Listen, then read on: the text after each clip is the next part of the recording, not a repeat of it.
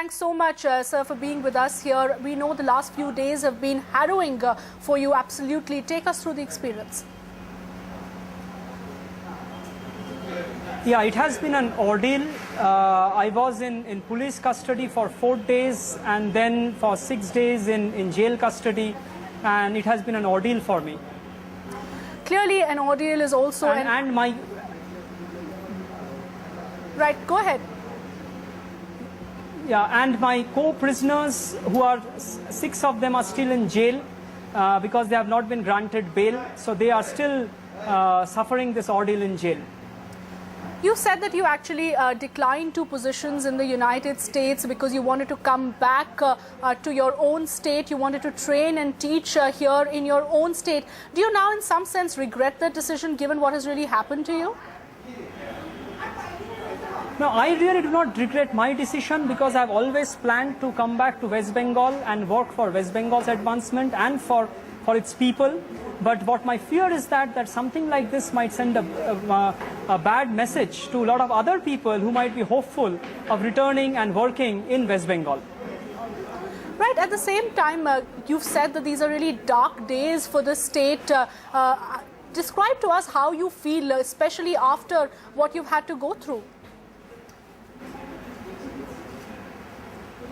Yeah, means this is a major disappointment that when people are standing for justice, when people are standing in solidarity with poor slum dwellers who have been evicted from their homes, who are lying under an open sky, under rain and sun for the last 20 days, that they are thrown into jail and then implicated on false charges. So that is something which is a big disappointment for me, and it's a big shock for me, and I think for the entire civil society of West Bengal.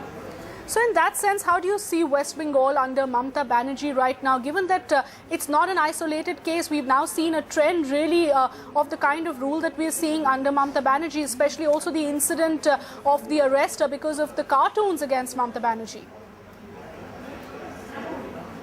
Yeah, I think there is a sort of atmosphere of intolerance where genuine voices of criticism, of constructive criticism, of things which might actually help the government change its policies for the better, for the good of the people, those are not being heeded to. And such criticism is really being clamped down upon because the government is feeling insecure when such criticism is coming up. This is basically a sort of stifling of the democratic atmosphere in West Bengal. Right, strong words from you there saying that really the democratic process is what has come under question. But particularly in your case, what according to you led to the fact that you were particularly targeted? Why do you think you were arrested in this particular case? Because you were just protesting against the eviction of the slum dwellers.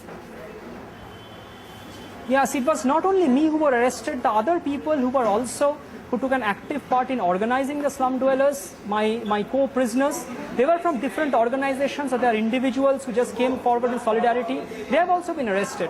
So I think it was basically to intimidate and harass us and to remove us from the side of the movement. I think that was the aim. But are you intimidated? You're saying that the idea was to intimidate you, to harass you. Given what you've been through, do you think you're intimidated now?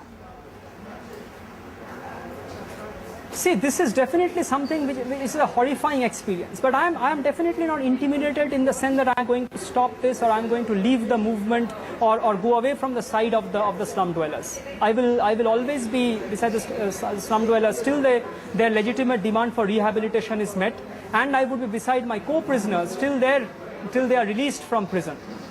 Right, so what would be the most immediate steps for you here on? You're saying you will continue your fight against eviction of slum dwellers. Do you intend to go ahead with those protests? And especially with regard to the co-prisoners, how are you planning to take that forward? See, I would bring their plight in front of the media as I am doing. I would try to bring the real facts of the case in front of the society, in front of the people.